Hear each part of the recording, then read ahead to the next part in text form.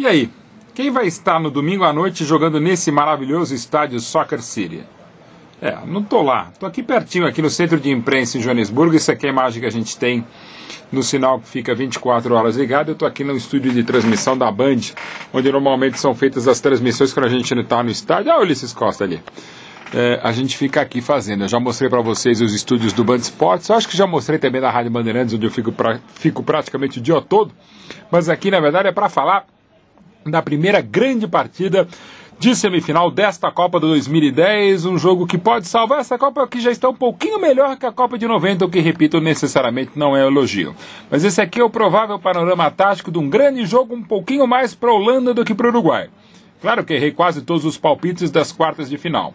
Eu imaginava antes de começar a Copa que de um lado a gente teria Brasil e Inglaterra, do outro lado a gente teria Argentina e Espanha. Só a Espanha chegou, e olha lá, uma Espanha menos do que eu imaginava, mas isso fica para o papo de amanhã aqui no videoblog Não É Burro do Yahoo. Então vamos falar do que eu acredito que taticamente será o jogo e também tecnicamente o que podem render os cansados uruguaios, desgastados uruguaios que pegaram uma prorrogação muito complicada contra a seleção de Gana, contra uma Holanda que foi brilhante no segundo tempo, contra o Brasil decepcionante. Esse é o time do bom treinador, experiente treinador Oscar Tabares, que tem Muslera, que é um mau goleiro, ou não é um grande goleiro, Castorino da Lazio, mas vem de 2 bons pênaltis defendidos, vem com um astral legal. Aí os problemas estão na zaga. Maxi Pereira é muito mais um ala e um meio campista do que um lateral, ainda mais para marcar o veloz Kite, que se não é tecnicamente um primor, e não é mesmo, é um jogador muito tático, marca muito e é um jogador muito importante no esquema do técnico Bert Van Marwijk da Holanda. Depois na zaga aqui provavelmente não terá o uruguaio Lugano, um craque bandeira uruguaio,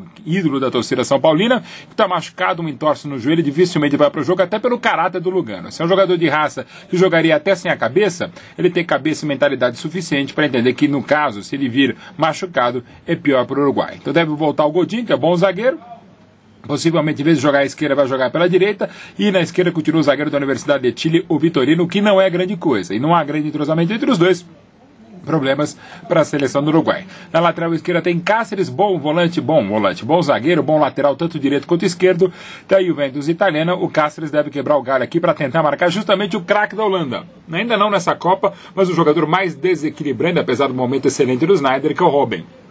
O Cáceres vai ter de se virar e, convenhamos, não vai ser nada fácil. Por isso até é que o treinador uruguaio deve vir com Gargano, outro volante, para marcar nesse esquema que possivelmente vai ser um 4-4-2. O mesmo que o Uruguai usou contra a Gana, deve usar contra a seleção da Holanda. Com a diferença é que Álvaro Pereira retorna de contusão, jogando um pouco mais à frente, onde atua melhor e atua também no futebol português. Pela direita mais aberta ainda vem o Diego Pérez, que vai marcar esse lado, talvez dar um pé aqui no Kite. E aqui os dois volantes, o Arévalo, que vive um grande campeonato, tecnicamente não é um primor o jogador do Pearol, mas é impressionante, é incansável, ter feito taticamente grandes partidas pela seleção uruguaia e vai marcar justamente o Sneijder, o melhor holandês até agora na Copa. Não é tão desequilibrante quanto o Robben, mas o momento do Sneijder é excelente e pode fazer a diferença, como já fez no segundo tempo contra o Brasil. Até por isso o treinador Oscar Tabares deve colocar o Arévalo para marcá-lo, deixando o Gargano aqui na sobra para conter, fazer um dique de proteção ao Robben, os dois marcando por ali, o Álvaro Pereira de lado aqui, pelo lado esquerdo, mas também de olho no Van Bommel, que é justamente genro do treinador, mas não é por isso que está no time. Faz uma Copa melhor a cada partida, como o próprio time holandês, e pode até ter liberdade. Talvez por isso o Álvaro Pereira, em vez de jogar bem aberto nesse 4-4-2 holandês, talvez o Álvaro venha por aqui e marque o Van Bommel mais de perto. No segundo tempo contra o Brasil, até virar o jogo para 2-1, a Holanda veio com o Van Bommel praticamente numa linha de 4. No meio campo, era o Van Persie à frente, o Robben aberto pela direita, Van Bommel quase na linha do Sneijder e o Kite aqui pela esquerda. O Sneijder até rodando mais, aliás, onde ele cruzou a bola para as falhas do Júlio César e do Felipe Melo no gol da Holanda contra o Brasil. Então Van Bommel tanto pode ser um quarto meia, nesse 4-1-4-1 holandês, quanto no usual esquema holandês desde a Eurocopa de 2008, ele pode fazer a linha de volantes, ele pela direita e De Jong pela esquerda. Talvez mais recuado para dar um pé justamente no único uruguaio que pode desequilibrar essa semifinal com mais cores laranjas. Aliás, como estará o estádio praticamente tomado da imensa torcida holandesa em todas as Copas, ainda mais numa Copa aqui na África do Sul. O grande Diego Forlan, que tem desempenhado um grande papel, um dos melhores jogadores da Copa, desequilibrando na bola parada e na bola rolada, sabe armar, sabe parar o jogo, sabe vibrar, é a referência do time, até pela ausência mais do que sensível do Luis Suárez, que sem ele no ataque, o Uruguai vai perder e vai perder muito. Então De Jong deve ajudar aqui o Reitinha, que não é grande zagueiro nem por baixo nem pelo alto. Vanderbilt vai ter até mais liberdade para apoiar, mas vai ser aqui travado teoricamente pelo Álvaro Pereira, e do outro lado o Van Bronckhorst deve estar de olho no Cavani, que se tecnicamente não faz uma grande Copa, taticamente está bem. Ou ele é o meio aqui pela direita, ou ele joga no 4-4-2 aberto para a esquerda, como jogou no empate contra a Gana, mas provavelmente o Cavani vai fazer dupla com o Forlan e às vezes até vai recuar, vai compor. Quando a Holanda vier mais para ataque, o Cavani vai fechar o meio. Vai ser um duelo tático, claro, mas tecnicamente a Holanda é muito mais time, tem dois jogadores desequilibrantes como Sneijder e Robben. O Uruguai só tem um, que é o Forlan, mas que também desequilibra na bola parada.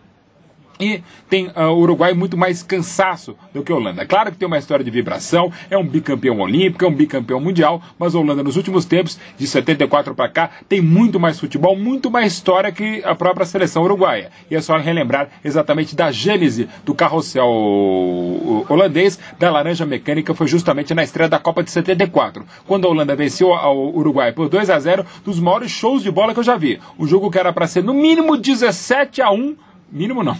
Se todas as chances holandesas fossem definidas naquele jogo, teria sido algo como 17-1 para a Holanda. Não foi 17-1, foi só 2-0, porque o grande goleiro Mazurkiewicz, então do Atlético Mineiro, não deixou. Hoje, não há mais Mazurkiewicz e não há nem de perto algo parecido com a laranja mecânica. Mas se der a lógica da Holanda. O problema é que, historicamente, o Uruguai sempre desafia e muito bem essa lógica. Mas se der o que eu imagino que vai dar, a Holanda, que a gente viu aqui no meu Tactical Pad, a gente vai ver a Holanda também nesse estádio maravilhoso, no Soccer City, onde o Uruguai eliminou Gana, mas eu entendo que o Uruguai não vai chegar domingo até a grande final nesse maravilhoso estádio no domingo à noite.